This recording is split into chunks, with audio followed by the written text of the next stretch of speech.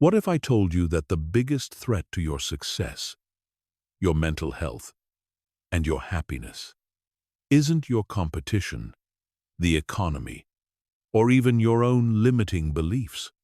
What if the real enemy is sitting right next to you in your office, living in your home, or pretending to be your friend? Toxic people are everywhere, and they're destroying lives, careers, and dreams every single day. But here's what most people don't understand. You don't have to be their victim. Every day, millions of good people lose sleep, question their self-worth, and sacrifice their potential because they don't know how to handle toxic individuals. They try to be nice, they try to reason, they try to change these people, and they end up drained, confused, and defeated. Meanwhile, toxic people continue their destructive patterns, moving from victim to victim, leaving a trail of damaged relationships and broken spirits behind them. But the most successful people in the world, the ones who stay ahead of 99% of the population, they've figured something out. They've learned that dealing with toxic people isn't about being mean or cruel. It's about being strategic. It's about understanding psychology, recognizing patterns, and implementing systems that protect your energy, your goals, and your peace of mind. This isn't just another feel-good motivational speech about positive thinking. This is a complete strategic guide to identifying, understanding, and neutralizing toxic behavior before it destroys what you've worked so hard to build. By the time you finish this, you'll never look at difficult people the same way again. You'll have the tools, the mindset, and the strategies to handle any toxic person who crosses your path. And you'll do it with confidence, clarity, and complete control. Chapter 1. The hidden cost of toxic people and why most people handle them wrong. Let me start with a truth that will shock you. The average person encounters at least 7 toxic individuals in their daily life, and most of them don't even realize it.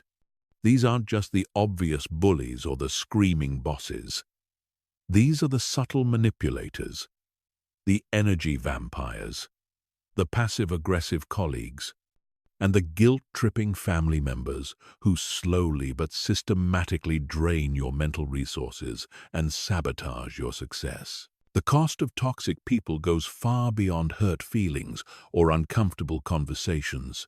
Research from Harvard Business School shows that a single toxic person in a workplace can decrease productivity by up to 40% for everyone around them. But the real damage isn't just professional. It's psychological. When you're constantly dealing with toxic behavior, your brain enters a state of chronic stress. Your cortisol levels remain elevated, your decision-making becomes impaired, and your creativity gets suffocated. Think about the last time you had to deal with a truly difficult person. How long did that interaction stay in your mind? If you're like most people, you probably replayed that conversation dozens of times, imagining what you should have said, analyzing their motives, and feeling frustrated about the outcome. That mental energy, that emotional bandwidth, that's energy that could have been used to build your business, improve your relationships, or pursue your goals. Most people handle toxic individuals in one of 4 destructive ways. First, they try to appease them. They think that if they're just nice enough, accommodating enough, or helpful enough, the toxic person will change their behavior. This never works, because toxic behavior isn't about you. It's about their need for control, attention, or power. When you appease toxic people, you're actually reinforcing their behavior and teaching them that their tactics work. The second common mistake is trying to reason with them. People spend hours explaining their perspective, presenting logical arguments, and trying to make toxic individuals see reason. But here's what they don't understand. Toxic people aren't operating from a place of logic. They're operating from a place of emotion, insecurity, and dysfunction. You cannot reason someone out of a position they didn't reason themselves into. The third mistake is fighting fire with fire. When people get frustrated with toxic behavior, they often respond by becoming toxic themselves. They match the aggression, they return the manipulation, they engage in the drama. This strategy fails because it drags you down to their level and gives them exactly what they want: your emotional reaction and your energy. The fourth and perhaps most dangerous mistake is complete avoidance without strategy. Some people think the solution is to simply ignore toxic people or cut them out of their lives entirely. While boundaries are crucial, mindless avoidance, without understanding the psychology behind toxic behavior, leaves you vulnerable to future manipulation and prevents you from developing the skills you need to handle difficult people effectively. The truth is, toxic people aren't going anywhere. They exist in every workplace, every social circle, and every family. The question isn't whether you'll encounter them, it's whether you'll be prepared when you do.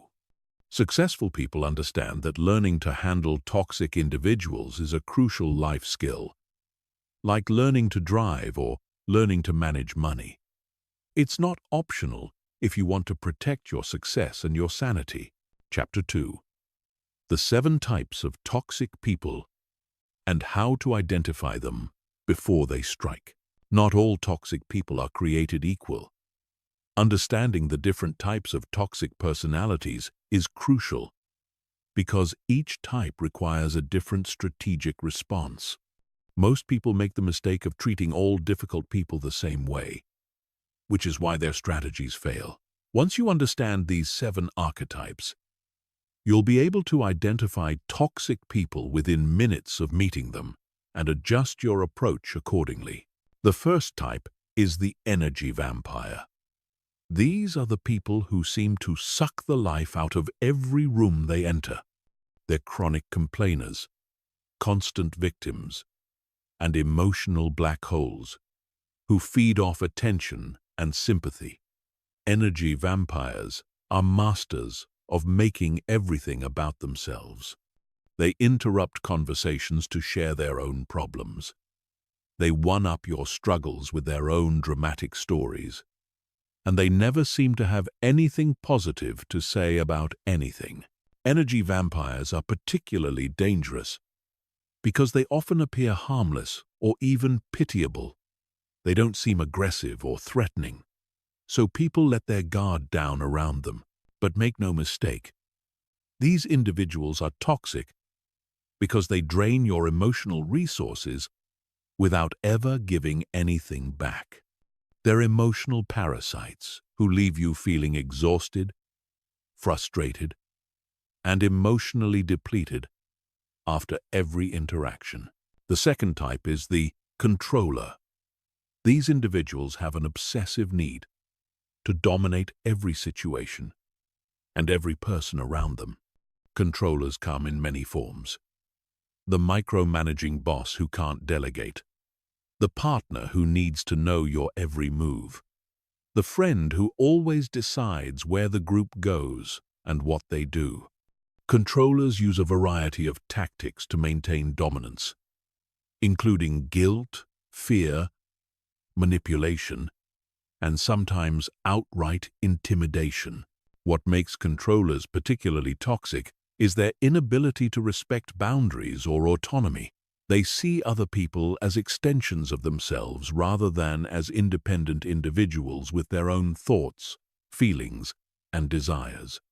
Controllers will push and push until they find your breaking point, and then they'll use that information to manipulate you in the future. The third type is the narcissist.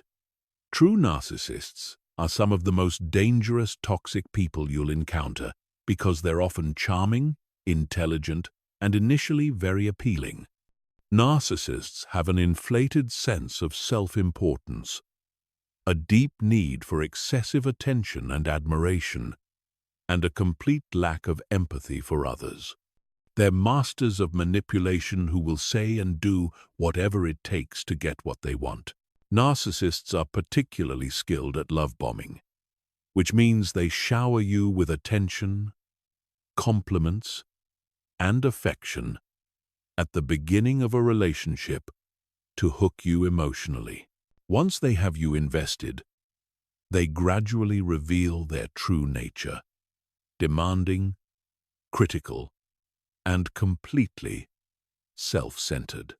They'll take credit for your successes, blame you for their failures, and make you question your own reality through a process called gaslighting. The fourth type is the passive-aggressive saboteur. These individuals never confront you directly, but they undermine you through subtle, indirect actions. They agree to help you, but then forget or do a poor job. They make sarcastic comments disguised as jokes. They spread gossip or share your private information with others. They smile to your face while stabbing you in the back. Passive-aggressive people are toxic because they create an atmosphere of uncertainty and mistrust. You never know where you stand with them, and you're constantly walking on eggshells trying to avoid their subtle retaliation. They're particularly dangerous in workplace environments where they can sabotage your projects or reputation without leaving clear evidence of their actions. The fifth type is the emotional manipulator. These individuals are experts at using guilt, fear, and obligation to control others. They're the people who say things like, "If you really cared about me, you would," or "After everything I've done for you." They make you feel responsible for their emotions and use your empathy and compassion against you. Emotional manipulators are particularly effective with kind, caring people who naturally want to help others. They exploit your good nature and turn your strengths into vulnerabilities. They make you feel selfish for having boundaries and guilty for prioritizing your own needs. The sixth type is the chronic victim. While energy vampires complain about everything, chronic victims specifically position themselves as perpetual sufferers who are always being wronged by others. Nothing is ever their fault. They never take responsibility for their actions, and they always have someone else to blame for their problems. Chronic victims are toxic because they refuse to take any accountability for their lives while expecting others to constantly rescue them. They create drama and chaos wherever they go, and they use their victim status to manipulate others into helping them or excusing their bad behavior. The seventh and final type is the boundary violator. These individuals consistently ignore or push past the limits that others set. They show up uninvited, ask inappropriate questions, share information they shouldn't, and generally act as if normal social rules don't apply to them. Boundary violators often disguise their behavior as being friendly, caring, or just trying to help. Boundary violators are toxic because they refuse to respect your autonomy and personal space. They make you feel uncomfortable and unsafe, and they often escalate their behavior when you try to establish clear limits. Understanding these 7 types is the first step in developing an effective strategy for dealing with toxic people in your life. Chapter 3: The psychology behind toxic behavior and why they target successful people. To effectively deal with toxic people, you must understand what drives them. Toxic behavior isn't random or meaningless. It serves specific psychological functions for the people who engage in it. And once you understand these underlying motivations, you'll be able to predict their behavior and respond strategically rather than emotionally. At the core of most toxic behavior is deep-seated insecurity and a fragmented sense of self. Toxic people don't actually feel good about themselves, despite what their outward behavior might suggest. They suffer from what psychologists call emotional dysregulation, which means they can't manage their own emotions effectively. Instead of dealing with their internal pain and insecurity in healthy ways, they project it onto others through manipulation, control, and various forms of emotional abuse. Toxic people are often the product of childhood trauma, neglect, or dysfunction. They learned early in life that the world is an unsafe place where people can't be trusted and where they need to fight for every scrap of attention, love, or resources they can get. This creates what's known as an insecure attachment style, which affects how they relate to others for the rest of their lives. However, understanding the origins of toxic behavior doesn't mean you should excuse it or try to fix these people. That's one of the biggest mistakes that empathetic, successful people make. They think that if they can just show enough love, patience, or understanding, they can heal the toxic person's wounds and change their behavior. This is not only impossible, it's dangerous to your own well-being. Here's a crucial insight that most people miss. Toxic people specifically target successful, confident, and emotionally healthy individuals. This isn't coincidental. Toxic people are drawn to people who have what they lack: self-confidence, emotional stability, success, and positive energy. They see these qualities as something they can take or benefit from. Successful people make attractive targets for several reasons. First, they often have resources that toxic people want to access: money, connections, opportunities, or social status. Second, they tend to be generous and helpful by nature, which makes them vulnerable to manipulation. Third, their success makes toxic people feel inadequate by comparison, which triggers their need to tear others down to make themselves feel better. Toxic people also target successful individuals because they know that these people are often busy and distracted. Successful people are juggling multiple responsibilities and projects, which means they might not notice subtle manipulation tactics right away. They're also typically optimistic and solution-oriented, which means they'll often give toxic people the benefit of the doubt longer than they should. Another reason toxic people target successful individuals is that they're often isolated by their success. When you're achieving at a high level, you naturally have fewer peers and less social support, which makes you more vulnerable to toxic people who position themselves as allies or supporters. They exploit your need for connection and understanding. Toxic people also exploit what psychologists call the fundamental attribution error. This is the tendency for good people to attribute bad behavior to external circumstances rather than internal character flaws.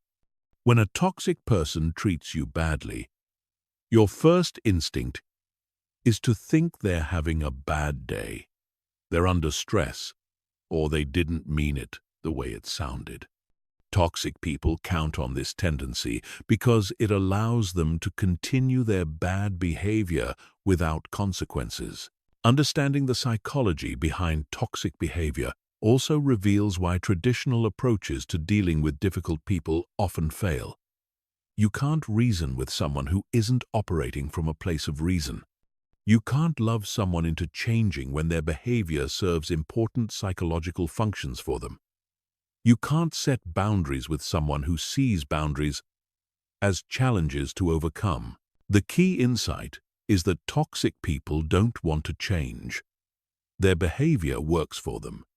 It gets them attention, control, resources, or whatever else they're seeking. They have no incentive to change as long as their tactics continue to be effective. This is why your response to toxic behavior is so crucial. When you react emotionally, when you try to appease them, when you engage in their drama, you're actually rewarding their behavior and encouraging them to continue. The most effective way to deal with toxic people is to understand that their behavior is about them, not about you. They're not targeting you because of something you did wrong or because you deserve to be treated badly. They're targeting you because you have something they want or because their psychological dysfunction compels them to seek out certain types of people to manipulate. This understanding is liberating because it removes the emotional charge from their behavior. When you realize that their actions are predictable responses to their own internal dysfunction, you can respond strategically rather than emotionally. You can protect yourself without taking their behavior personally, and you can maintain your power and peace of mind regardless of how they choose to act. Chapter 4. The 4 deadly mistakes that keep you stuck in toxic cycles. Most people who struggle with toxic individuals aren't failing because they're weak or naive. They're failing because they're making 4 specific strategic mistakes that actually enable and encourage toxic behavior. These mistakes are so common and so deeply ingrained in our social conditioning that most people don't even realize they're making them. Once you understand these patterns, you can break free from the toxic cycles that have been draining your energy and sabotaging your success. The first deadly mistake is the empathy trap. This is where your natural compassion and understanding become weapons that toxic people use against you. Empathetic people have a tendency to make excuses for bad behavior. When someone treats them poorly, they immediately start looking for explanations. Maybe this person had a difficult childhood. Maybe they're going through a tough time. Maybe they don't realize how their behavior affects others. While empathy is generally a positive trait, it becomes dangerous when you extend it to people who exploit it. Toxic people are experts at generating sympathy and playing the victim when they're confronted about their behavior. They'll tell you sob stories about their past. They'll cry. They'll apologize and promise to change. And they'll make you feel guilty for standing up for yourself. The empathy trap keeps you stuck because it prevents you from taking decisive action. Instead of setting clear boundaries or removing toxic people from your life, you keep giving them chances to change. You keep hoping that if you're just patient enough or understanding enough, they'll suddenly become the person you want them to be. This never happens because toxic people don't change unless they face serious consequences for their behavior.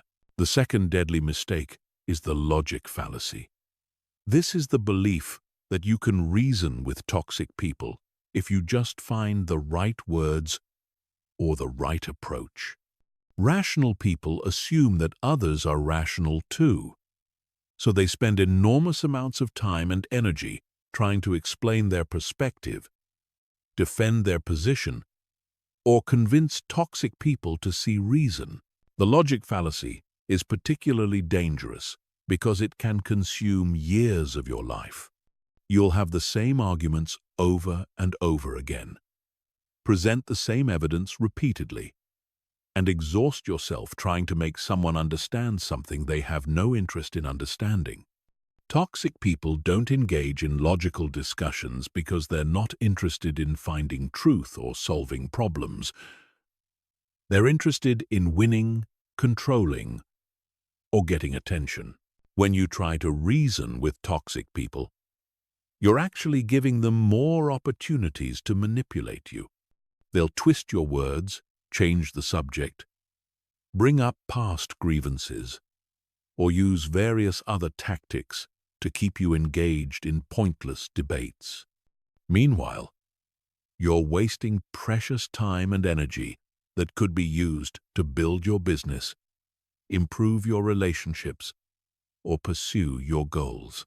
The third deadly mistake is the reaction addiction. This happens when you become so focused on responding to toxic behavior that you lose sight of your own goals and priorities. Toxic people are experts at pushing buttons and triggering emotional reactions. They know exactly what to say or do to make you angry, hurt, or frustrated, and they use these reactions to control your behavior. When you're caught in the reaction addiction, your life starts revolving around toxic people instead of around your own objectives. You spend your mental energy thinking about what they said, planning your response, or trying to predict their next move. You make decisions based on how they might react, rather than on what's best for you. You become reactive instead of proactive, and you lose control of your own life. The reaction addiction is particularly insidious because it can make you feel like you're doing something productive. You're responding. You're defending yourself. You're fighting back. But in reality, you're dancing to their tune and giving them exactly what they want: your attention and your emotional energy. Every time you react, you're reinforcing their behavior and encouraging them to continue. The fourth and final deadly mistake is the savior complex. This is the belief that you can fix or change toxic people through your love, patience, or support. People with savior complexes see toxic individuals as wounded souls who just need the right person to help them heal. They think they can be the exception, the one person who finally gets through to them and helps them become better. The savior complex is extremely dangerous because it keeps you invested in relationships that are fundamentally unhealthy and destructive. You'll tolerate abuse, manipulation, and disrespect because you believe you're helping someone heal. You'll sacrifice your own well-being for the fantasy of saving someone who doesn't want to be saved. Toxic people love people with savior complexes because they provide an endless source of attention, resources, and emotional energy. They'll play into your desire to help by positioning themselves as victims who need your unique understanding and support. They'll make you feel special and important while simultaneously draining you of everything you have to give.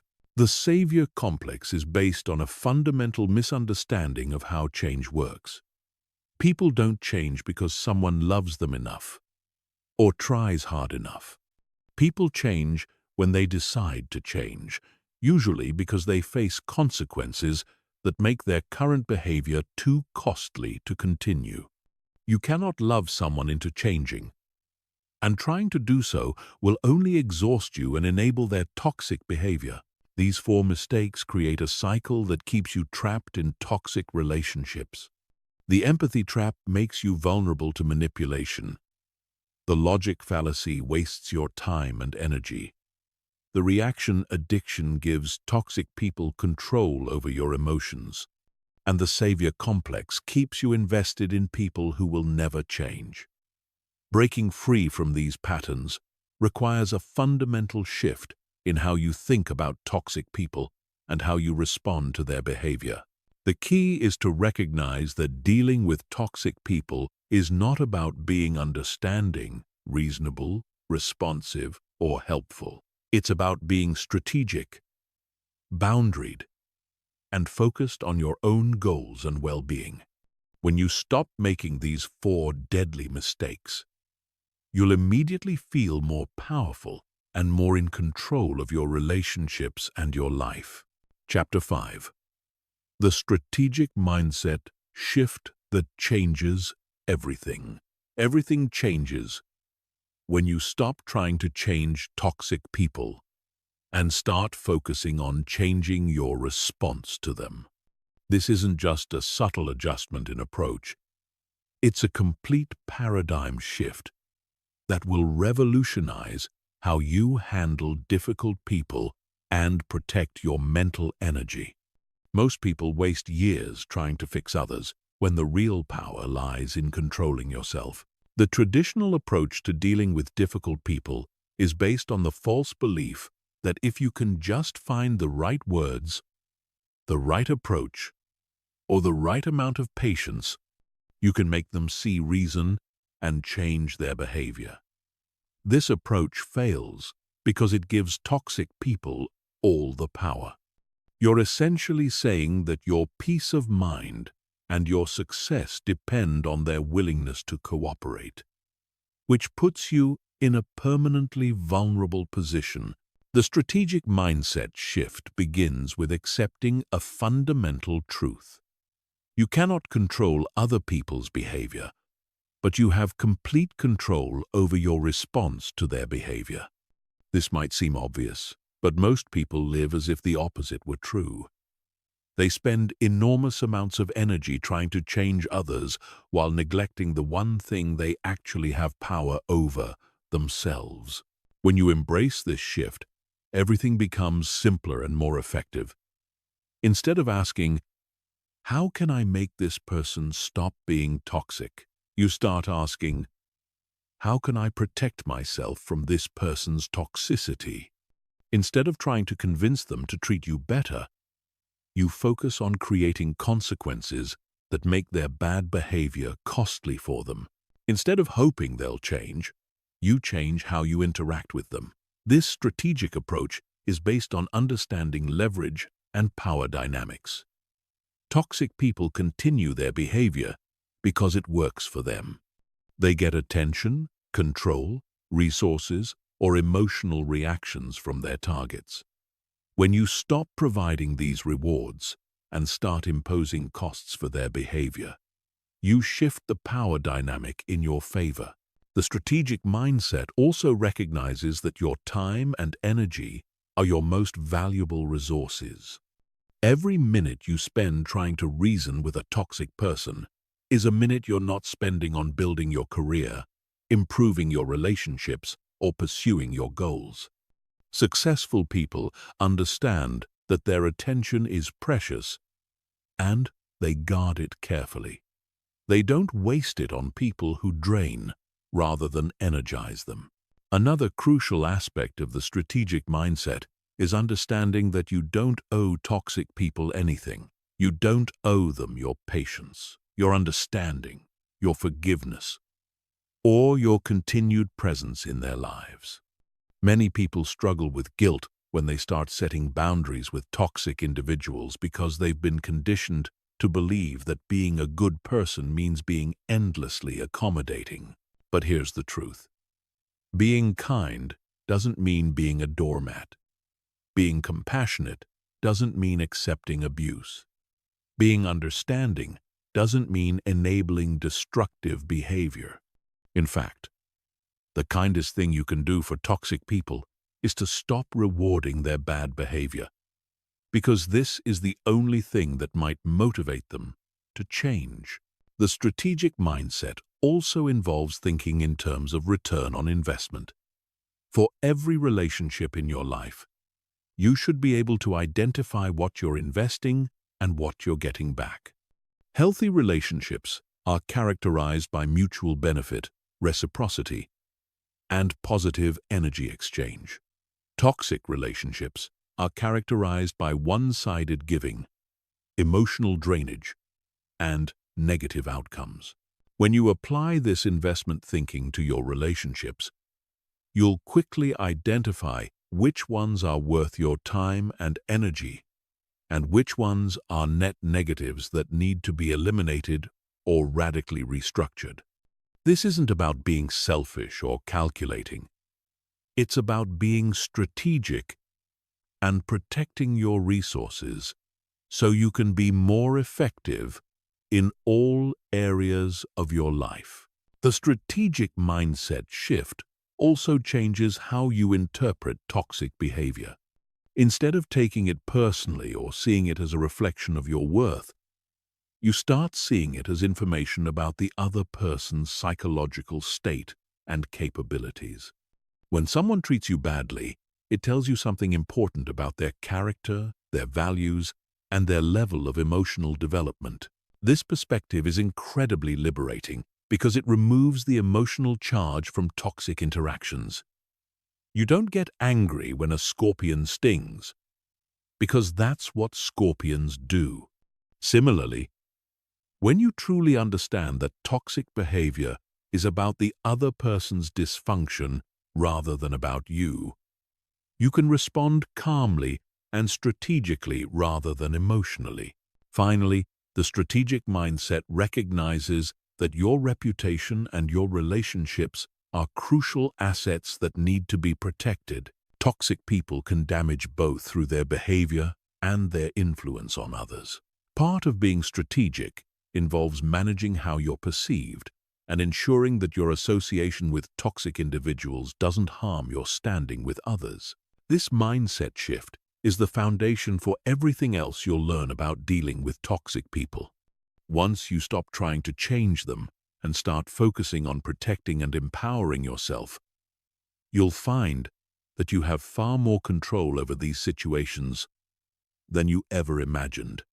You'll also discover that many problems that seemed impossible to solve become much more manageable when approached strategically rather than emotionally. Chapter 6. The Tactical Response System for each type of toxic person. Now that you understand the psychology behind toxic behavior and the strategic mindset required to deal with it effectively, let's get into the specific tactics you need for each type of toxic person. Remember, one-size-fits-all approaches fail because different toxic personalities require different strategic responses. What works with an energy vampire will backfire with a controller, and what neutralizes a narcissist might empower a passive-aggressive saboteur. When dealing with energy vampires, your primary strategy is energy conservation and redirection.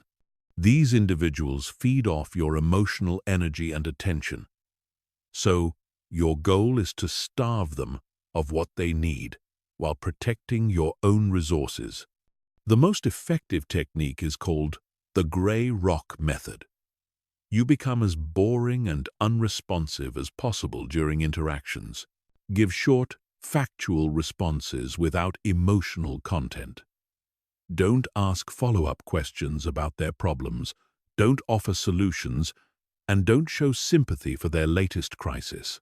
For example, when an energy vampire starts complaining about their job for the 100th time, instead of saying, "Oh no, what happened now?" you simply say, "That sounds frustrating," and immediately change the subject, or excuse yourself from the conversation. You're acknowledging their statement without feeding into their need for attention and drama. Over time, they'll find you less satisfying to interact with and will move on to more responsive targets. Controllers require a completely different approach because they interpret any sign of weakness or accommodation as an invitation to increase their dominance. With controllers, you must establish and maintain firm boundaries from the very beginning. The key is to be consistently assertive without being aggressive. You state your position clearly. You don't justify or explain extensively. And you don't negotiate on non-negotiable issues. When a controller tries to micromanage your work, you don't argue about whether their oversight is necessary. Instead, you say something like, "I understand your concerns. I'll update you on my progress at our scheduled weekly meeting." Then you do exactly what you said you would do. nothing more and nothing less. Controllers respect consistency and strength, so you must never waver once you've established a boundary. Narcissists are perhaps the most challenging toxic people to deal with because they're often intelligent, charming, and skilled at manipulation. The key to handling narcissists is to never give them the admiration and attention they crave, while also never directly challenging their inflated self-image. This requires a delicate balance that I call strategic indifference. With narcissists, you acknowledge their statements without praising or criticizing them. When they brag about their achievements, you say, "That's interesting," rather than, "Wow, that's amazing." When they fish for compliments, you redirect the conversation rather than feeding their ego.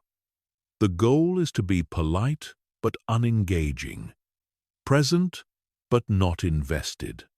Narcissists will eventually find you boring and move on to more responsive sources of admiration. Passive-aggressive saboteurs require direct confrontation, which is the opposite of what most people expect. These individuals count on others being too polite or conflict-averse to call out their behavior directly. They hide behind plausible deniability and act innocent when confronted. The most effective strategy is to make their behavior explicit and public. When a passive-aggressive person forgets to do something important, you don't accept their excuse. You say, "This is the third time this has happened. Going forward, I need you to confirm receipt of all requests in writing and provide status updates every 2 days."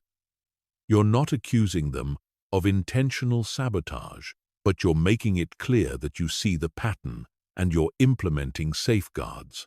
Emotional manipulators try to control you through guilt, fear, and obligation. The key to dealing with them is to separate their emotions from your decisions. When an emotional manipulator says, "If you really cared about me, you would do this," you respond with, "I do care about you, and that's why I'm not going to do something that isn't good for either of us." You acknowledge their feelings without accepting responsibility for managing them. Chronic victims need to face the consequences of their choices without being rescued. Every time you solve their problems or make excuses for their behavior, you enable their victim mentality. Instead, when they come to you with their latest crisis, you express sympathy but don't offer solutions. You say things like, "That sounds really difficult. What do you think you're going to do about it?" You force them to take ownership of their problems, rather than taking ownership yourself. Boundary violators must face immediate and consistent consequences for their behavior. The moment someone crosses a boundary you've established, you address it directly and implement a consequence. If someone shows up to your home uninvited after you've asked them to call first, you don't let them in. You speak to them at the door and tell them they need to leave and call to schedule a time to visit. The key to all of these strategies is consistency. Toxic people will test your boundaries repeatedly to see if you'll maintain them. They'll escalate their behavior temporarily when you first start implementing these techniques, because they're trying to regain control. This is called an extinction burst in psychology, and it's actually a sign that your strategy is working. If you remain consistent, their behavior will eventually decrease because it's no longer effective. Chapter 7. The Art of Unbreakable Boundaries and How to Enforce Them. Boundaries are the foundation of all healthy relationships, but they're absolutely critical when dealing with toxic people. Most people think they understand boundaries, but they're actually implementing them incorrectly, which is why toxic individuals continue to violate them. A boundary isn't a request or a suggestion. It's a limit that you set and enforce regardless of how others respond to it. The first mistake people make with boundaries is thinking they need the other person's agreement or cooperation. They say things like, "I need you to respect my boundaries," or "Can you please not call me after 9 p.m.?" This approach fails because it gives the other person power over your boundary. A true boundary is something you control entirely. It's not about changing their behavior. It's about controlling your response to their behavior. A properly set boundary sounds like this: "I don't take work calls after 9 p.m. If you call me after that time, I won't answer." Notice that this statement doesn't require the other person to do anything differently. It simply informs them of what you will and won't do. The boundary exists whether they respect it or not, because you're the one enforcing it through your actions. The second mistake people make is setting boundaries without consequences. A boundary without a consequence is just a suggestion. When someone violates your boundary, there must be an immediate and consistent response that makes their behavior costly for them. This doesn't mean being cruel or vindictive. It means following through on what you said you would do. If you told someone you won't discuss work during family dinner and they bring up a project anyway, you don't argue about it or remind them of your boundary.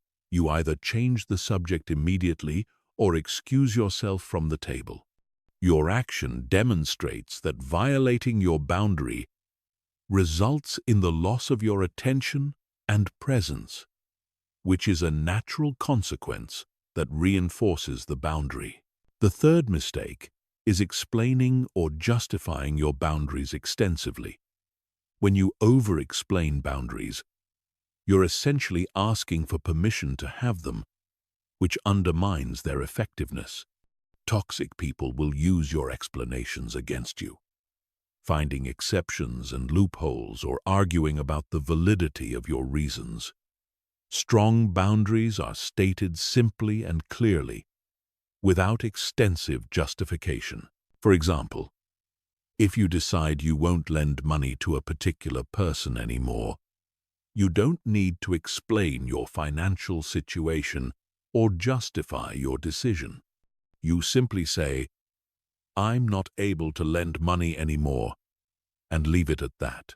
If they push for an explanation, you can repeat the same statement or say, "That's just not something I'm comfortable with anymore." The fourth critical aspect of boundary setting is understanding the difference between boundaries and ultimatums.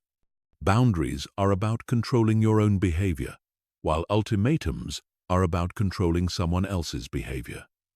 Ultimatums often backfire because they create power struggles and can be called as bluffs. Boundaries, on the other hand, are simply statements of fact about what you will and won't do. When setting boundaries with toxic people, you must be prepared for them to test and challenge those boundaries. This is not a sign that your boundaries are wrong or ineffective. It's a predictable response that you should expect and prepare for. Toxic people have learned that persistence often pays off, so they'll escalate their behavior temporarily to see if you'll give in. This testing phase is crucial because it determines whether your boundary will be respected long term. If you give in even once during this testing phase, you've taught the toxic person that your boundaries aren't real and that they can be overcome with enough pressure. This actually makes their future behavior worse because they now know that persistence works with you. The key to surviving the testing phase is to have your consequences planned in advance and to implement them immediately and consistently. Don't wait to see if the behavior will improve or give multiple warnings. The moment your boundary is crossed, implement the consequence you've predetermined. This might mean ending a conversation, leaving a social gathering, hanging up the phone, or temporarily cutting off contact. Another important aspect of boundary enforcement is documentation, especially in professional settings. When someone repeatedly violates your boundaries at work, keep records of these incidents, including dates, times, witnesses, and the specific behavior that occurred. This documentation becomes crucial if you need to involve HR or management in addressing the situation. It's also important to understand that boundaries must evolve as situations change. What worked in one context might not work in another, and you may need to adjust your boundaries as you learn more about a person's behavior patterns. This isn't a sign of weakness or inconsistency. It's intelligent adaptation to new information. Finally, remember that setting boundaries with toxic people often involves short-term discomfort for long-term peace. They may react badly when you first start enforcing limits. They may accuse you of being unreasonable or selfish, and they may try to guilt or manipulate you into backing down. This temporary escalation is the price you pay for long-term freedom from their toxic behavior. The most successful people understand that their time, energy, and peace of mind are too valuable to be constantly under attack from boundary violators. They set clear limits, enforce them consistently, and create lives where toxic behavior simply isn't tolerated. When you master the art of unbreakable boundaries, you'll find that many of your relationship problems solve themselves because people quickly learn how they can and can't treat you. Chapter 8: Emotional Protection Protocols and Mental Armor Techniques. Dealing with toxic people isn't just about external strategies and boundary setting. You also need internal protection systems that shield your emotional well-being and prevent their negativity from infiltrating your mental space. Most people focus exclusively on changing the external situation while leaving themselves emotionally vulnerable to manipulation and psychological damage. The first level of emotional protection is what I call mental compartmentalization. This is the ability to separate their behavior from your self-worth and emotional state. When toxic people attack, criticize, or try to make you feel bad about yourself, you must have a mental system that prevents their words from penetrating your core sense of self. Mental compartmentalization works by recognizing that their opinion of you is really a reflection of their internal state rather than an accurate assessment of your worth. When someone criticizes you unfairly or tries to make you feel guilty for setting boundaries, you mentally categorize their words as information about their dysfunction rather than information about me. This requires developing what psychologists call an internal locus of control. This means that your sense of self-worth and emotional stability comes from within rather than from external validation or criticism. People with strong internal locus of control don't get devastated by criticism because they have a stable sense of who they are that isn't dependent on others' opinions. The second emotional protection technique is emotional buffering. This involves creating psychological distance between yourself and toxic people's emotions. Toxic people often try to transfer their emotional state to you through various manipulation tactics. They want you to feel as angry, frustrated, or upset as they are, because this gives them control over your emotional state. Emotional buffering works by recognizing that you don't have to absorb or mirror someone else's emotions. When someone is angry at you, You don't have to become angry back. When someone is trying to make you feel guilty, you don't have to accept that guilt. You can acknowledge their emotional state without taking it on yourself. One powerful technique for emotional buffering is visualization. Before interacting with a toxic person, visualize yourself surrounded by an invisible shield that deflects their negative energy. Imagine their criticism, manipulation, or anger bouncing off this shield rather than penetrating into your emotional core. This might sound simplistic, but visualization techniques have been proven effective by sports psychologists and performance coaches for decades. The third protection technique is strategic emotional detachment. This doesn't mean becoming cold or uncaring. It means maintaining appropriate emotional distance from people who use your emotions against you. Many people make the mistake of being emotionally invested in toxic people's approval, happiness, or success. This investment gives toxic people power over your emotional state. Strategic emotional detachment means you care about people's well-being in general, but you don't make their emotional state your responsibility. You can wish someone well without being emotionally devastated when they're unhappy. You can hope they make good choices without feeling responsible when they make bad ones. This is particularly important with family members or long-term friends who have become toxic. You don't have to stop loving them, but you do need to stop making their emotions your priority. You can love someone from a distance and maintain emotional boundaries that protect your own well-being. The fourth technique is cognitive reframing.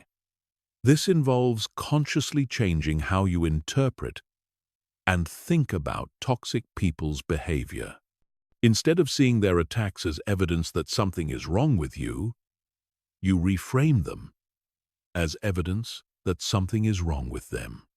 Instead of seeing their manipulation attempts as successful, you see them as desperate acts by people who lack healthy relationship skills.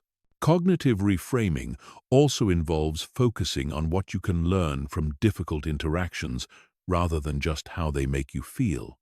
Every encounter with a toxic person is an opportunity to practice your boundary-setting skills, test your emotional protection techniques, and gather information about their behavior patterns. The fifth protection technique is energy management.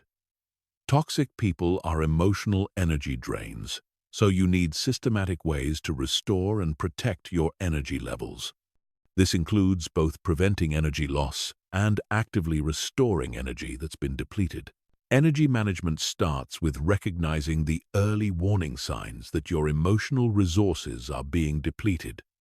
These might include feeling irritable, having trouble concentrating, feeling overwhelmed by small problems, or finding yourself dwelling on interactions with toxic people. When you notice these signs, you need to implement energy restoration techniques immediately. Energy restoration techniques include physical activities that ground you, such as exercise, spending time in nature, or engaging in hobbies you enjoy. They also include social activities with positive, supportive people who energize rather than drain you. The key is to be intentional about scheduling these activities rather than waiting until you feel completely depleted. The sixth and final protection technique is psychological documentation. This involves keeping a mental or written record of toxic people's behavior patterns so you can predict and prepare for future interactions. When you document their tactics, you start to see patterns that make their behavior more predictable and less emotionally jarring. Psychological documentation also helps you maintain perspective when toxic people try to gaslight you or make you question your memory of events. When you have a clear record of their behavior, it's much harder for them to convince you that you're remembering things incorrectly or overreacting to their actions. These emotional protection techniques work together to create what I call psychological immunity to toxic behavior. Just as your physical immune system protects you from biological threats, your psychological immune system protects you from emotional and mental threats. The stronger your psychological immunity, the less damage toxic people can do to your well-being and success. Chapter 9. Advanced Communication Strategies that Disarm and Neutralize Toxic Behavior. Communication with toxic people requires a completely different skill set than normal social interaction. Traditional communication approaches like active listening, empathy, and collaborative problem-solving often backfire with toxic individuals because they exploit these techniques for their own advantage. You need specialized communication strategies that protect you while neutralizing their ability to manipulate or control the interaction. The first advanced technique is called strategic non-engagement. This involves recognizing which conversations are worth having and which ones are traps designed to waste your time and energy. Toxic people often initiate conversations that have no possibility of positive resolution. They bring up past grievances, argue about things that can't be changed, or try to engage you in circular debates with no clear objective. When someone tries to pull you into a non-productive conversation, you use strategic non-engagement by refusing to participate. You might say something like, "I don't think this conversation is going to be productive for either of us," and then physically remove yourself from the situation. You don't argue about whether the conversation could be productive. You don't explain why you're leaving, and you don't get drawn into defending your decision to disengage. The second technique is information diet. This involves severely limiting the personal information you share with toxic people. Toxic individuals use personal information as ammunition for future attacks or manipulation attempts. They remember your insecurities, your fears, your goals, and your relationships. And they use this information strategically when they want to hurt or control you. When dealing with toxic people, you share only the minimum information necessary for the relationship to function. You don't discuss your personal problems, your financial situation, your relationship issues, or your career concerns. You keep conversations focused on immediate, practical matters and redirect personal questions back to business or neutral topics. The third technique is emotional validation without agreement. This allows you to acknowledge someone's feelings without agreeing with their perspective or taking responsibility for their emotional state. Many people think they have to either validate someone's emotions completely or dismiss them entirely. But there's a middle ground that's much more effective with toxic individuals. For example, if someone says, "You made me so angry when you didn't return my call immediately," you can respond with, "I can see that you're frustrated about the delayed response," without accepting responsibility for their anger or agreeing that your behavior was inappropriate. You're acknowledging their emotional state without endorsing their interpretation of events. The fourth technique is broken record. This involves repeating the same response consistently when someone tries to argue with or manipulate you into changing your position. Toxic people often use persistence and escalation to wear down your resistance. They'll argue, plead, threaten, or guilt-trip you until you give them what they want. The broken record technique neutralizes this strategy by removing the variability that they're trying to exploit. When someone keeps asking you to do something you've already declined, you simply repeat the same response without elaboration or justification. "I'm not available to help with that," becomes your standard response, no matter how they phrase their request or what tactics they use to try to change your mind. The fifth technique is strategic questions. Instead of making statements that toxic people can argue with or attack, you ask questions that force them to reveal their true motivations or confront the logical inconsistencies in their position. This technique is particularly effective with manipulative people who rely on emotional manipulation rather than logical arguments. For example, if someone is trying to guilt you into doing something by saying, "If you really cared about me, you would do this," you can respond with, "What makes you think that doing this particular thing is the only way to show that I care?" This question forces them to defend their logic rather than allowing them to manipulate your emotions. The sixth technique is deflection and redirection. When toxic people try to blame you for their problems or make you responsible for their emotions, you deflect the blame back to them and redirect the conversation towards solutions they can implement themselves. This prevents you from getting trapped in discussions about who's at fault while encouraging them to take responsibility for their own issues. If someone says, "You're making me feel bad," you can respond with, "That sounds frustrating for you. What do you think you could do to feel better?" You're not accepting responsibility for their emotions, but you're also not arguing about whether you caused them. You're simply redirecting the focus toward what they can do to solve their own problem. The seventh technique is time limiting. This involves setting specific time boundaries for interactions with toxic people and sticking to them regardless of how the conversation is going. Many toxic people use time pressure and extended discussions to wear down your resistance and get what they want. Before interacting with a toxic person, decide how much time you're willing to invest in the conversation and announce this limit at the beginning. "I have about 10 minutes to discuss this," gives you a natural exit strategy and prevents them from trapping you in endless circular discussions. The eighth and final technique is documentation and witnesses.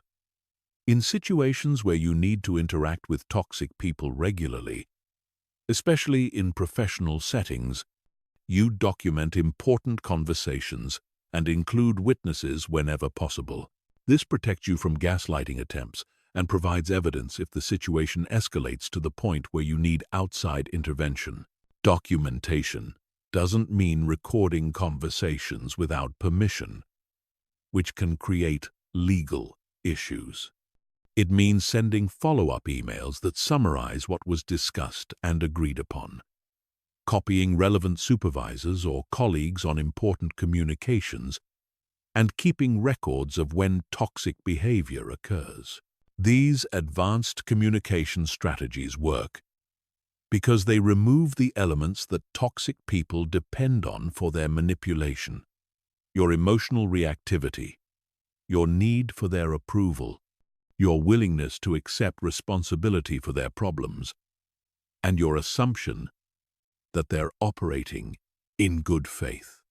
When you master these techniques, you'll find that toxic people either modify their behavior when interacting with you or they avoid you altogether, both of which are positive outcomes. Chapter 10. The Strategic Decision Matrix. When to fight, when to flee, when to stay. One of the most challenging aspects of dealing with toxic people is knowing when to invest energy in addressing the situation and when to simply remove yourself from it entirely. Many people waste years trying to fix relationships that can't be fixed, while others give up too quickly on situations that could be resolved with the right strategy. Making the wrong choice can cost you years of your life and enormous amounts of emotional energy. The strategic decision matrix is a systematic framework for evaluating your options when dealing with toxic people. It considers 4 key factors: the relationship's importance to your goals, your ability to influence the situation, the cost of continued engagement, and the availability of alternatives. By analyzing these factors objectively, you can make rational decisions rather than emotional ones. The first factor is relationship importance. Not all relationships are equally crucial to your success and well-being. A toxic boss who controls your career advancement requires a different strategy than a toxic neighbor who has no impact on your professional life.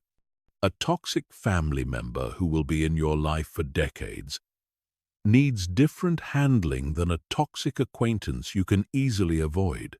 To assess relationship importance, ask yourself these questions. Does this person have power over my career, finances, or living situation?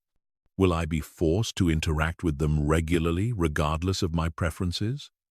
Do they have influence over other important relationships in my life? Are they connected to goals or opportunities that matter to me?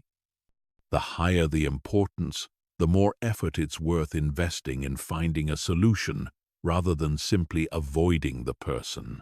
The second factor is your ability to influence the situation. Some toxic people can be managed or neutralized through the strategies we've discussed, while others are completely resistant to change. Your ability to influence depends on several variables: your position relative to theirs, their level of psychological dysfunction, the support you have from others, and the consequences you can impose for their behavior. People with severe personality disorders, active addictions, or deep-seated psychological problems are generally not influenced by boundary setting or strategic communication. They require professional intervention or complete avoidance.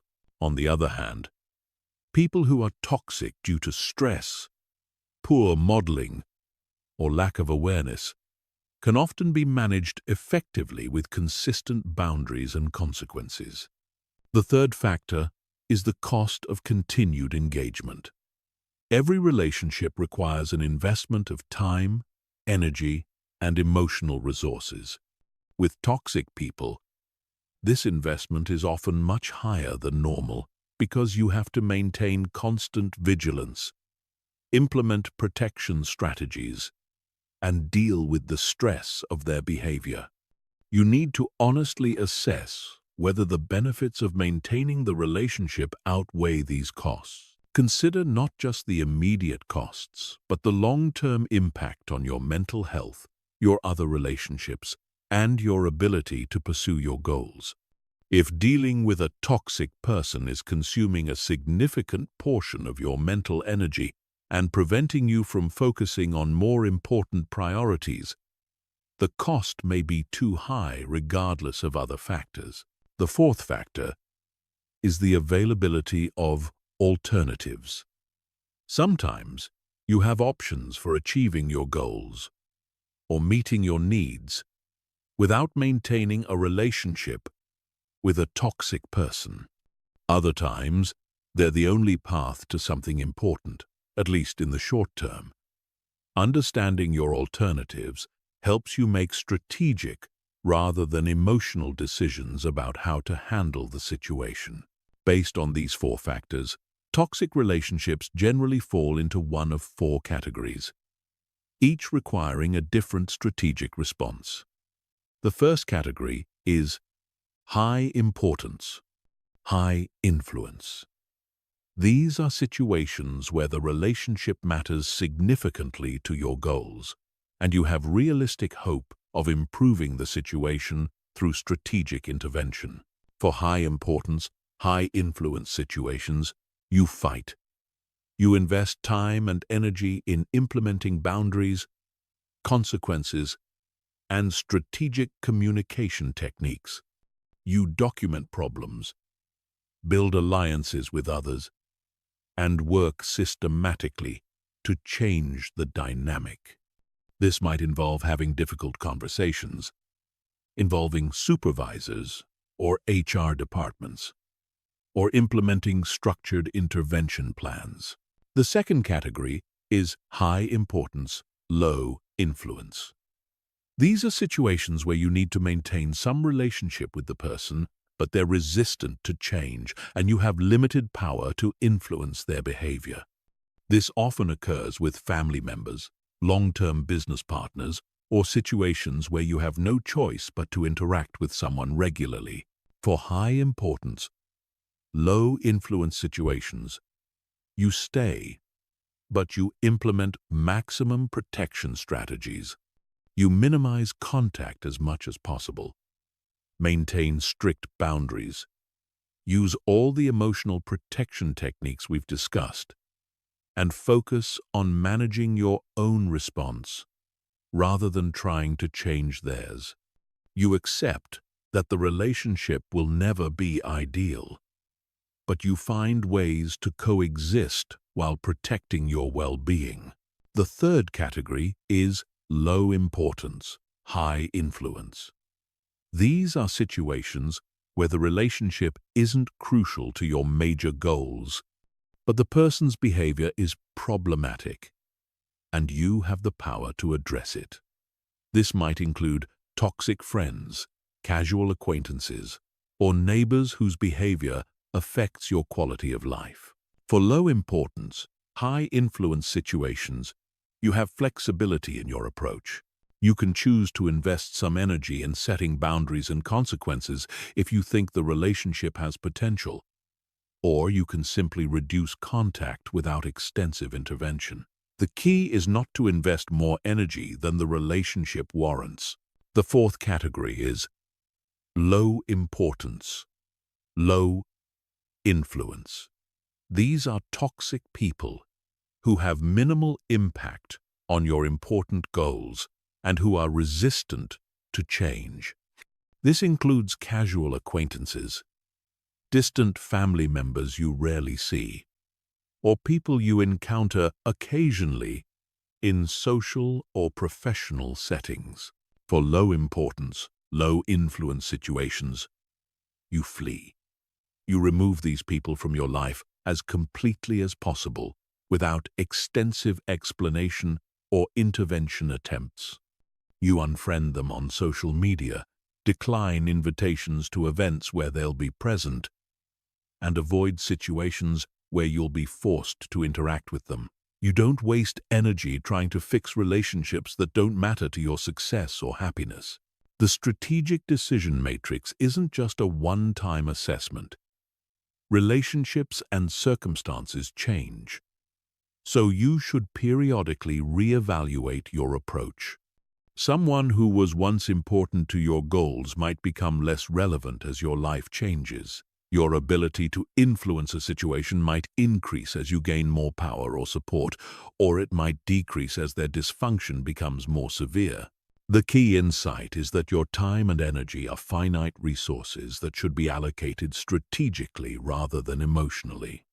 Every hour you spend trying to fix an unfixable relationship is an hour you're not spending on building positive relationships, pursuing your goals, or improving your own skills and capabilities. Successful people are ruthless about protecting their most valuable resource, their attention.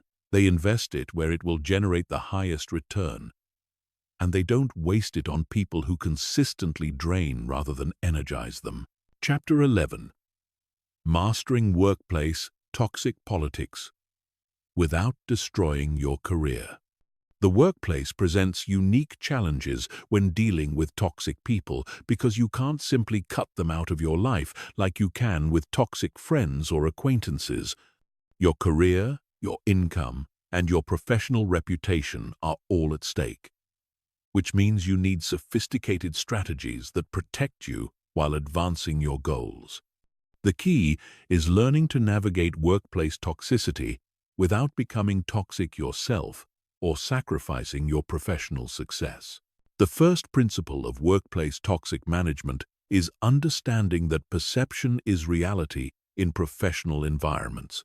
How others perceive your interactions with toxic colleagues can be more important than the actual facts of the situation. This means you must always maintain professional behavior, even when others don't, because your reputation depends on how you handle difficult situations under pressure. When dealing with toxic colleagues, document everything, but do it strategically. Keep records of important conversations, missed deadlines, inappropriate behavior, and any instances where their actions impact your work or the team's performance. However, don't make your documentation obvious or turn it into a weapon that you wave around. Professional documentation should be factual, objective, and focused on business impact rather than personal grievances. Email is your best friend when dealing with workplace toxic people because it creates an automatic paper trail. After important verbal conversations, send a follow-up email summarizing what was discussed and what actions were agreed upon. This prevents gaslighting and creates accountability. When someone tries to deny what they committed to, you have written evidence of the original agreement. The CC strategy is particularly powerful in workplace settings. When you need to communicate with a toxic person about something important, copy their supervisor or other relevant stakeholders on the email. This serves multiple purposes. It ensures transparency. It makes the toxic person more likely to behave professionally since others are watching, and it creates witnesses to their behavior patterns. Toxic bosses require special handling because the power dynamic is fundamentally different than with peers or subordinates. You cannot set boundaries with a toxic boss the same way you would with a toxic colleague, because they have authority over your employment and career advancement. However, you're not powerless in these situations if you understand how to manage up strategically. The key to handling toxic bosses is giving them what they want while protecting what you need.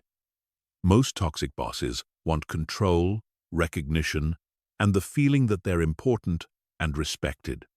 You can provide these things without sacrificing your integrity or effectiveness. This might mean updating them more frequently than necessary, acknowledging their ideas publicly, or asking for their input on decisions you could make independently. At the same time, you protect your own interests by building relationships with other leaders in the organization, documenting your contributions and achievements, and developing skills that make you valuable to other departments or companies. The goal is to make yourself as indispensable as possible while creating options for yourself if the situation becomes unbearable. Alliance building is crucial in workplace environments because isolation makes you vulnerable to toxic people's attacks. Identify the influential, reasonable people in your organization and cultivate positive relationships with them. These allies can provide support, perspective, and protection when toxic individuals try to undermine you. However, be careful not to turn alliance building into gossip or backstabbing. Professional allies should be people who know your work quality and character, not people who bond with you over complaining about difficult colleagues. The difference is that professional allies will defend your reputation based on their direct experience working with you, while gossip partners might turn against you if it serves their interests. When toxic people try to sabotage your projects or reputation, respond strategically rather than emotionally. Don't defend yourself publicly or try to prove that they're lying or incompetent. Instead, let your work speak for itself, while quietly gathering evidence of their destructive behavior. Focus on delivering excellent results consistently, which makes their criticisms less credible and their sabotage attempts more obvious. The professional boundary technique is essential for workplace environments. This involves maintaining appropriate emotional distance from colleagues while still being collaborative and pleasant. You don't share personal information that could be used against you. You don't get drawn into office drama or gossip. And you don't make colleagues your primary source of emotional support or validation. Professional boundaries also mean you don't take work conflicts personally, even when toxic people try to make them personal. When someone attacks your ideas or your work, you respond to the business issues without defending your ego or attacking theirs. This professional demeanor makes you appear more competent and trustworthy, while making them appear petty and unprofessional. Managing toxic customers or clients requires a different approach because these relationships directly impact revenue and business success. The key is setting clear expectations and boundaries from the beginning of the relationship before problems arise. This includes defining scope of work, communication protocols, revision limits, and payment terms in writing. When clients become abusive or unreasonable, you have several options depending on the value of the relationship and your company's policies. You can involve your supervisor or account management team. You can require all communication to go through a third party, or in extreme cases, you can fire the client if the relationship is more costly than profitable. The most important workplace principle is never burning bridges unnecessarily. Even when someone treats you badly, you maintain professional courtesy. Because industries are smaller than they appear, and people's careers often intersect in unexpected ways. This doesn't mean you have to be best friends with toxic colleagues, but it does mean you don't create enemies unnecessarily. Finally, remember that your career is a long-term game that extends beyond any single job or toxic person. Sometimes the strategic choice is to tolerate a difficult situation temporarily while you build skills, gain experience, or wait for better opportunities. The key is making these decisions consciously based on your career goals, rather than reacting emotionally to day-to-day frustrations. Chapter 12. Family Dynamics and Toxic Relatives. You cannot escape. Family relationships present the most complex challenges when dealing with toxic people because these connections are permanent and loaded with emotional history, cultural expectations, and shared trauma. You cannot fire a toxic family member, and completely cutting contact often comes with significant social and emotional costs. This requires sophisticated strategies that protect your well-being while maintaining necessary family connections. The first challenge with toxic family members is overcoming the family loyalty trap. This is the belief that family members deserve unlimited patience, forgiveness, and support regardless of how they treat you. Society reinforces this belief through cultural messages about family being everything, blood being thicker than water, and family members always being there for each other. However, the reality is that sharing DNA or growing up in the same household doesn't automatically create healthy, functional relationships. Some family members are genuinely toxic people who happen to be related to you. And treating them differently than you would treat toxic strangers only enables their behavior and makes you more vulnerable to their manipulation. The key insight is that you can love family members while still protecting yourself from their toxic behavior. Love doesn't require accepting abuse, manipulation, or disrespect. You can care about someone's well-being while refusing to tolerate their destructive actions. This distinction is crucial because it allows you to maintain family connections without sacrificing your mental health or success. Toxic parents present unique challenges because the parent-child relationship is foundational to your psychological development and self-concept. If you grew up with toxic parents, you may have internalized their critical messages, learned dysfunctional relationship patterns, or developed trauma responses that affect all your adult relationships. Healing from toxic parenting requires recognizing that your parents' treatment of you was about their limitations and dysfunction, not about your worth or lovability.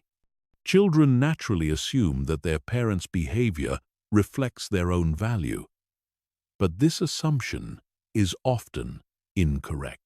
Toxic parents often treat their children badly because of their own unresolved trauma, mental health issues, or emotional immaturity. Setting boundaries with toxic parents as an adult requires overcoming both external pressure and internal guilt. Other family members, friends, and society in general may criticize you for not being more understanding or forgiving toward your parents. You may feel guilty for setting limits with people who raised you and provided for you during childhood. The key is remembering that gratitude for past care doesn't require accepting present abuse. You can appreciate what your parents did for you as a child while still protecting yourself from their toxic behavior as an adult. Boundaries aren't punishment or revenge. They're necessary protection for your mental health and success. Toxic siblings often compete for parental attention and resources well into adulthood, creating ongoing drama and conflict at family gatherings. They may try to recreate childhood dynamics where you played specific roles like the scapegoat, the golden child, or the caretaker. Breaking free from these roles requires conscious effort and consistent boundary enforcement. The family role reset technique involves refusing to play the role that toxic family members expect you to play. If you were always the peacemaker who smoothed over conflicts, you stop automatically jumping in to fix family problems. If you were the responsible one who took care of everyone else's needs, you start prioritizing your own needs and letting others handle their own problems. Holiday gatherings and family events require special strategies because these occasions often force you to interact with toxic family members in close quarters for extended periods. The key is planning your approach in advance, rather than hoping things will go smoothly or trying to manage situations reactively. Pre-event planning includes deciding how long you'll stay, what topics you will and won't discuss, how you'll respond to predictable triggering behavior, and what your exit strategy will be if things become unbearable. You might decide to stay in a hotel rather than in the family home, limit your visit to a few hours rather than a few days, or bring a supportive friend or partner who can help you maintain perspective. The broken record for family technique involves preparing standard responses for common family manipulation tactics. When relatives try to guilt you about your boundaries, ask inappropriate questions, or bring up old grievances, you have predetermined responses that you can repeat calmly without getting drawn into lengthy explanations or justifications. For example, if a family member says, "You've changed, you used to be so much more fun," you might respond with, "I'm happy with who I am now," and then change the subject or excuse yourself from the conversation. You don't explain why you've changed, defend your current personality, or argue about whether the change is positive or negative.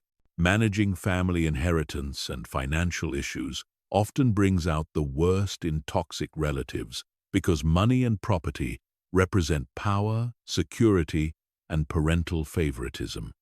These situations can destroy family relationships permanently if not handled carefully. The key is approaching inheritance issues as business transactions rather than emotional negotiations. Document all agreements in writing.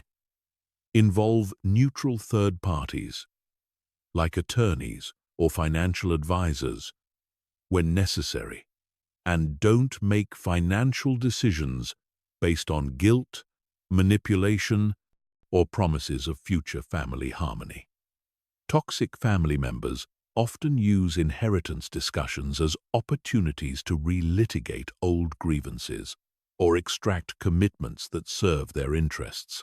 The information boundaries technique is crucial for family relationships because toxic relatives often use personal information to create drama, manipulate other family members, or interfere in your life. Limit what you share about your career, relationships, financial situation, and personal struggles. Share only positive, general updates that can't be used against you later. This doesn't mean being dishonest or secretive. It means being selective about what information serves your relationships and what information creates vulnerability. You can be warm and loving with family members while still maintaining appropriate privacy about your personal life. Finally, remember that you get to define what family means to you as an adult. Family isn't just about biological relationships. It's about people who support your growth, respect your boundaries, and contribute positively to your life. Sometimes the family you choose through friendships and partnerships is healthier and more supportive than the family you were born into. Creating boundaries with biological family members while building chosen family relationships allows you to honor your heritage and history while also protecting your future and well-being. You don't have to choose between family loyalty and personal success, but you do have to choose how much energy you'll invest in relationships that drain rather than energize you. Chapter 13. Building toxic-proof life systems for long-term protection. Once you've learned to identify and handle toxic people, the next level of mastery involves building life systems that naturally repel toxic individuals and attract positive, supportive people. This is about creating an environment where toxic behavior simply doesn't work, where healthy boundaries are the norm, and where your energy is consistently protected and renewed rather than drained and depleted. The foundation of a toxic-proof life is what I call conscious social curation. Most people accept whatever social connections happen to come their way through work, family, geography, or circumstance. They don't actively choose their social environment, which means they often end up surrounded by people who don't support their goals or well-being. Conscious social curation means being intentional about who you spend time with, who you give access to your energy and attention, and who influences your thinking and decision-making. This doesn't mean being elitist or exclusionary. It means recognizing that your social environment has a massive impact on your success, happiness, and mental health. Start by conducting a social audit of your current relationships.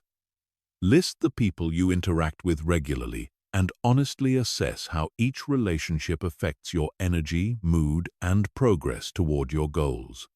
Do you feel energized or drained after spending time with them? Do they support your ambitions or discourage them? Do they bring out your best qualities or your worst? This audit will reveal patterns you might not have noticed before. You might discover that certain friends consistently leave you feeling negative or insecure, that some family members always create drama when you're making positive changes in your life, or that particular colleagues undermine your confidence and motivation. Once you've identified these patterns, you can make conscious choices about how much time and energy to invest in each relationship. This doesn't necessarily mean cutting people out completely, but it does mean being strategic about when, where, and how you interact with them. The second component of toxic-proof life systems is environmental design. Your physical and digital environments should support healthy boundaries and positive interactions while making toxic behavior difficult or unrewarding. This includes everything from how you arrange your living space to how you manage your online presence.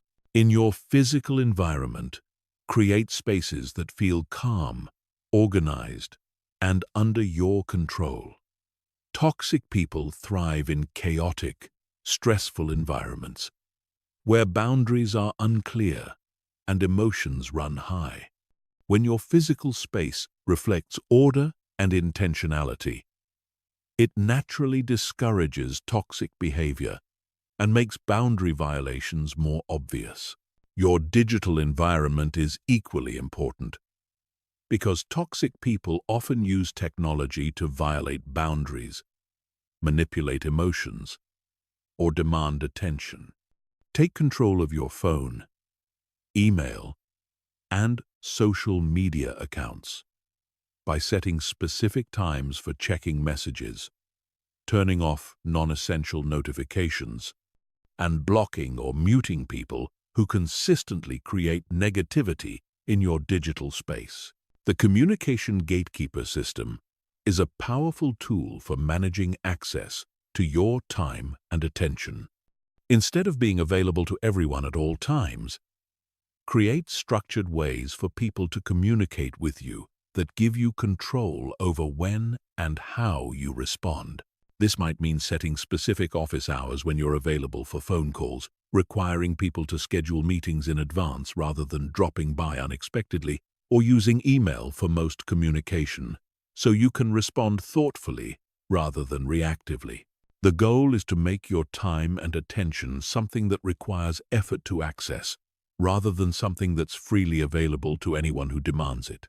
Building a support network strategy is crucial for long-term protection because toxic people often target individuals who appear isolated or unsupported. When you have strong, positive relationships with multiple people, you're less vulnerable to manipulation and more likely to receive reality checks when someone tries to gaslight you. Your support network should include different types of relationships that serve different functions. Mentors who guide your professional development, peers who share your interests and goals, friends who provide emotional support and fun, and professionals like therapists or coaches who help you maintain perspective and process difficult experiences. Diversifying your support network prevents you from becoming too dependent on any single relationship and ensures that you have multiple sources of feedback, encouragement, and assistance. This makes you less vulnerable to toxic people who try to isolate you from others or position themselves as your only source of support. The personal standards framework involves clearly defining what behavior you will and won't accept in your relationships and consistently enforcing these standards regardless of who violates them. Many people have different standards for different relationships, which creates confusion and inconsistency that toxic people exploit. Your personal standards should be based on your values and goals, rather than on social expectations or other people's comfort levels. These standards should address communication style, respect for boundaries, reciprocity in giving and receiving support, and basic courtesy and kindness. Once you've defined your standards, communicate them clearly and enforce them consistently. This doesn't mean announcing your standards dramatically or lecturing people about proper behavior. It means demonstrating through your actions what you will and won't tolerate, and following through with consequences when your standards are violated.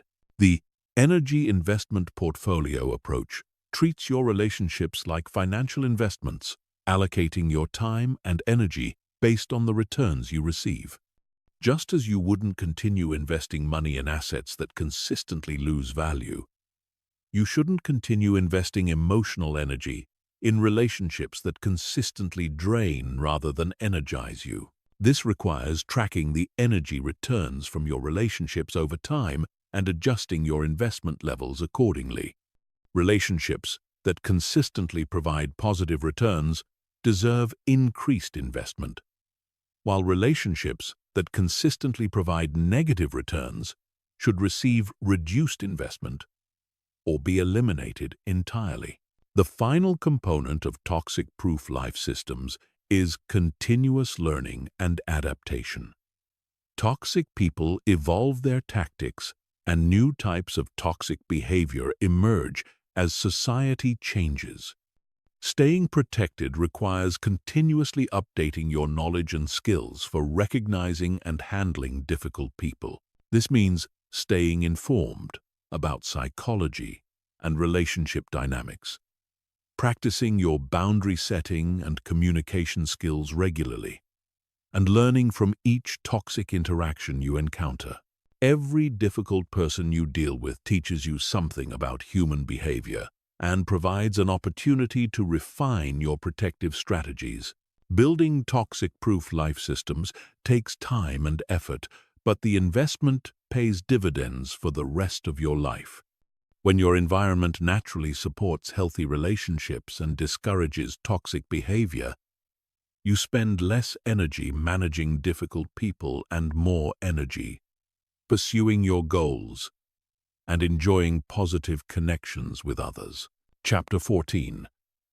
Recovery and Rebuilding After Toxic Relationship Damage. If you've been in long-term relationships with toxic people, whether personal or professional, you've likely suffered psychological damage that affects your ability to trust, your self-confidence, and your capacity for healthy relationships. Recovery isn't just about removing toxic people from your life. It's about healing the internal damage they've caused and rebuilding your ability to recognize and maintain healthy connections. The first step in recovery is acknowledging the extent of the damage without minimizing or dramatizing it. Toxic people affect their targets in predictable ways. They erode self-confidence, create anxiety and hypervigilance, distort thinking patterns, and damage the ability to trust your own perceptions and judgments. These effects are real and significant, but they're also reversible with conscious effort and appropriate support. Many people who've been in toxic relationships suffer from what psychologists call complex trauma or emotional abuse syndrome. This isn't as severe as post-traumatic stress disorder, but it involves similar symptoms: difficulty concentrating, sleep problems, emotional numbness or overwhelming emotions, social withdrawal, and persistent negative thoughts about yourself and others. Understanding that these symptoms are normal responses to abnormal treatment is crucial for recovery. You're not weak, damaged, or broken because you've been affected by toxic behavior. You're a normal person who responded normally to an abnormal situation. The symptoms you're experiencing are evidence of your humanity, not proof of your inadequacy. The reality recalibration process involves relearning to trust your own perceptions and judgments after they've been systematically undermined by gaslighting and manipulation. Toxic people deliberately confuse their targets about reality, making them question their memory, their interpretations of events, and their emotional responses to mistreatment. Recovery requires systematically rebuilding confidence in your ability to perceive reality accurately. Start by keeping a journal where you record your thoughts, feelings, and observations without editing or second-guessing yourself. Notice when you automatically assume you're wrong or when you dismiss your own concerns as overreactions. Practice validating your own experiences instead of seeking external validation for everything you think and feel. When something feels wrong to you, trust that feeling even if you can't immediately explain why. Your intuition about people and situations is probably much more accurate than you've been led to believe. The Boundary Reconstruction Project involves relearning how to set and maintain healthy boundaries after they've been systematically violated or ignored. People who've been in toxic relationships often lose touch with their own needs, preferences, and limits because they've spent so much energy accommodating others or avoiding conflict. Start small by identifying minor preferences and honoring them consistently. This might mean choosing what to eat for lunch without asking others for their opinion, deciding what to watch on television without defaulting to others' preferences, or saying no to small requests that you don't want to fulfill. Gradually work up to larger boundary-setting challenges as your confidence and skills improve. The goal is to rebuild your natural ability to recognize your own needs and assert them appropriately, even when others disagree or express displeasure with your choices. The Self-Compassion Development Program addresses the internal criticism and negative self-talk that toxic people often instill in their targets. When someone repeatedly tells you that you're too sensitive, too demanding, too difficult, or not good enough, you eventually internalize these messages and continue the abuse internally, even after the external abuser is gone. Recovery requires consciously replacing this internal criticism with self-compassion and realistic self-assessment. When you notice negative self-talk, ask yourself whether you would say the same things to a good friend in a similar situation. If the answer is no, then you're being unnecessarily harsh with yourself. Practice speaking to yourself with the same kindness and understanding you would offer to someone you care about. This doesn't mean avoiding accountability or making excuses for your mistakes.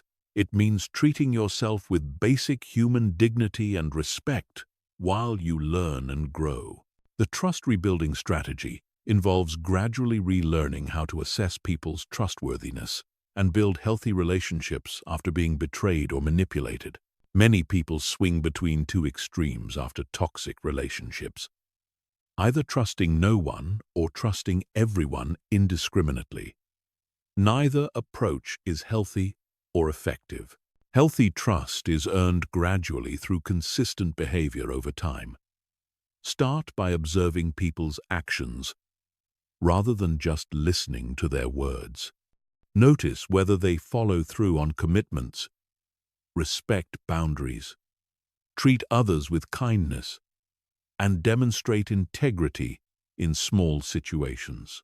Build trust incrementally by sharing small vulnerabilities and observing how people handle the information you give them. Do they respect your privacy, use the information to support you, or exploit it for their own advantage? Let people earn your trust through demonstrated reliability rather than giving it automatically or withholding it permanently. The Relationship Skills Rehabilitation Program addresses the fact that people who've been in toxic relationships often lose confidence in their ability to maintain healthy connections. They may become overly accommodating to avoid conflict, overly suspicious to avoid being hurt again, or overly independent to avoid needing anyone. Healthy relationships require skills that toxic relationships prevent you from developing: clear communication, conflict resolution, emotional regulation, and reciprocal support. These skills can be learned and practiced in low-risk situations with safe people who support your growth.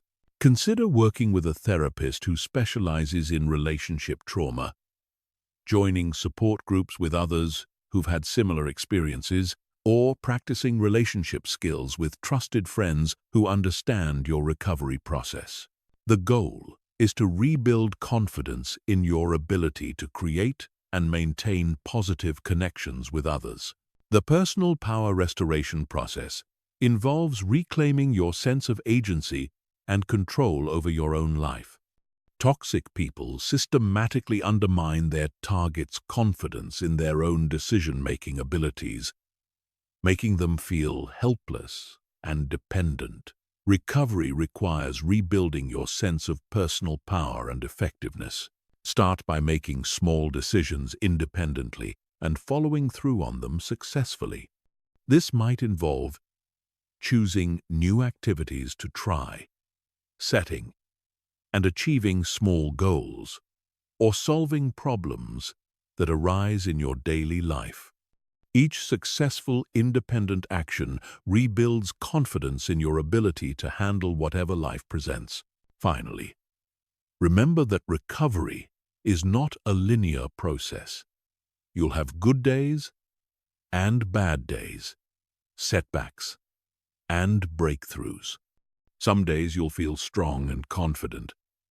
Other days you'll feel vulnerable and uncertain. This is normal and doesn't mean you're not making progress. The goal isn't to become invulnerable to all future hurt or to never trust anyone again. The goal is to rebuild your natural ability to discern between healthy and unhealthy people, to set appropriate boundaries, and to create relationships that support your growth and well-being rather than undermining them. Chapter 15. Maintaining your edge. How successful people stay protected while building empires. The ultimate test of your ability to handle toxic people isn't just protecting yourself from their attacks. It's maintaining your upward trajectory while they try to drag you down. Successful people understand that toxic individuals will always exist, and they build systems and mindsets that allow them to continue growing and achieving while navigating these challenges strategically. The most successful people in the world don't avoid toxic people entirely because that's impossible if you want to build anything significant.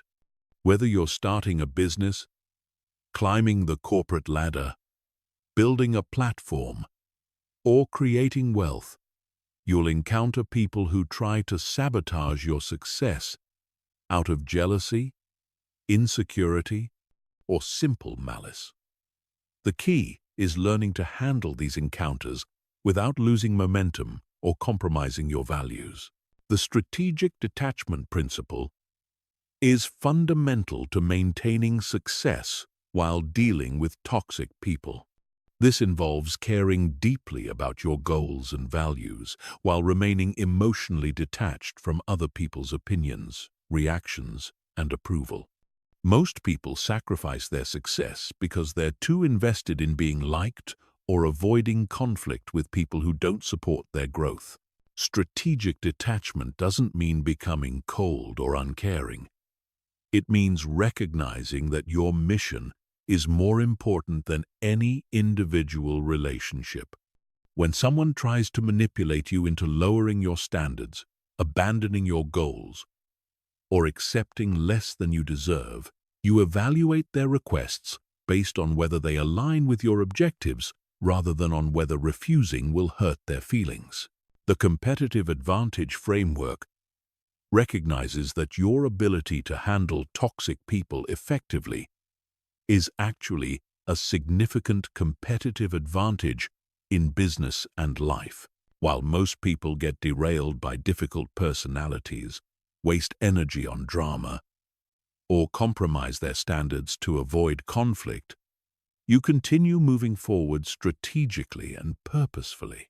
This advantage compounds over time because consistency in the face of adversity builds reputation and trust. When others see that you maintain your integrity and focus regardless of external pressure, they become more likely to want to work with you, invest in you, and support your initiatives. Your ability to handle toxic people becomes part of your professional brand. The energy amplification strategy involves using encounters with toxic people as fuel for your ambition rather than allowing them to drain your motivation.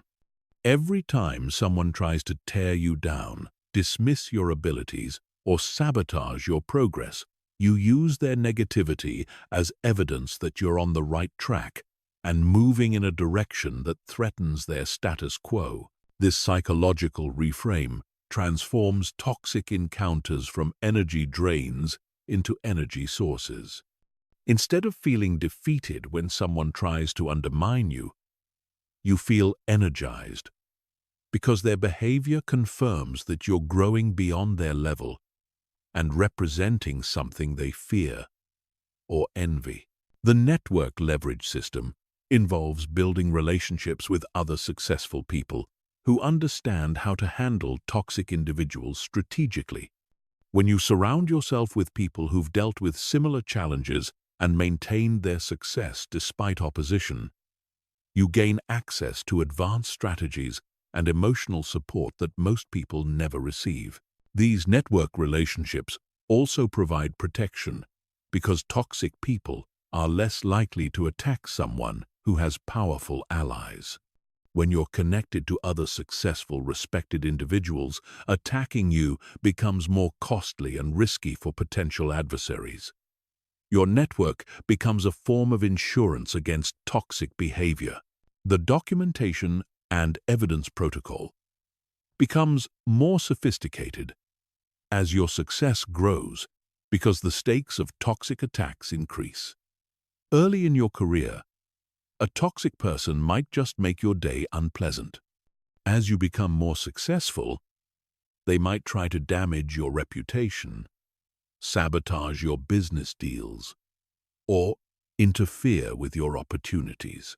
Advanced documentation involves not just keeping records of toxic behavior, but building comprehensive evidence files that include witnesses, corroborating evidence, and third-party verification of your version of events. This isn't paranoia. It's professional protection in an environment where your reputation and opportunities are valuable targets. The influence and authority development strategy recognizes that the more influence you have, the better you can protect yourself and others from toxic behavior.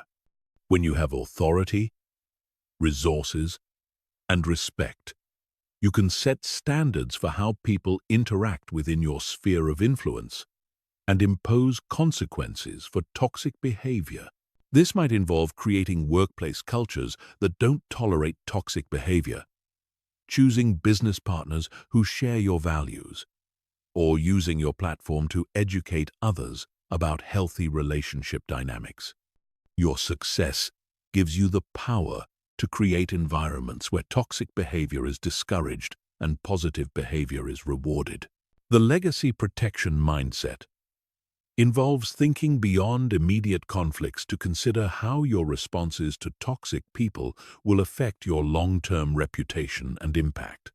Every interaction is an opportunity to demonstrate the qualities you want to be known for: integrity, strategic thinking, grace under pressure, and commitment to your values. This long-term perspective helps you avoid reactive responses that might feel satisfying in the moment, but damage your reputation over time. It also helps you stay focused on building something meaningful, rather than getting distracted by short-term conflicts with people who ultimately don't matter to your success. The mentorship and teaching integration strategy involves using your experiences with toxic people to help others who are facing similar challenges.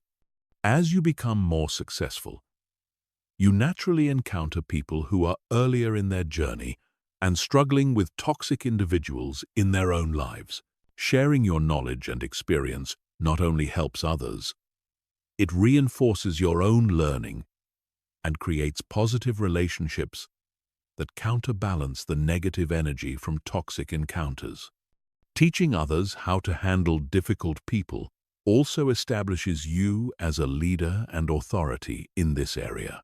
Finally, remember that your ability to handle toxic people while maintaining your success and integrity is one of the most valuable skills you can develop. It affects every area of your life, your career advancement, your business success, your relationships, and your overall well-being and happiness. The strategies and techniques you've learned in this comprehensive guide aren't just tools for dealing with difficult people. They're tools for creating a life where you have control over your environment, your relationships, and your outcomes. When you master these skills, you join the small percentage of people who refuse to let toxic individuals derail their success or compromise their values. Your success becomes a form of justice, proving that integrity, strategic thinking, and commitment to growth are more powerful than manipulation, toxicity, and destructive behavior. Every goal you achieve despite toxic opposition is a victory not just for you, but for everyone who believes that good people can succeed without becoming bad people in the process. The world needs more successful people who understand how to handle toxic individuals without becoming toxic themselves. Your success with these principles doesn't just improve your own life, it creates a model for others to follow and contributes to a culture where toxic behavior is less tolerated and less effective. This is your competitive advantage, your protection system, and your contribution to making the world a place where success and integrity can coexist. Use these tools wisely, implement them consistently, and never forget that your ability to rise above toxic people while maintaining your values is one of the most powerful demonstrations of true strength and success.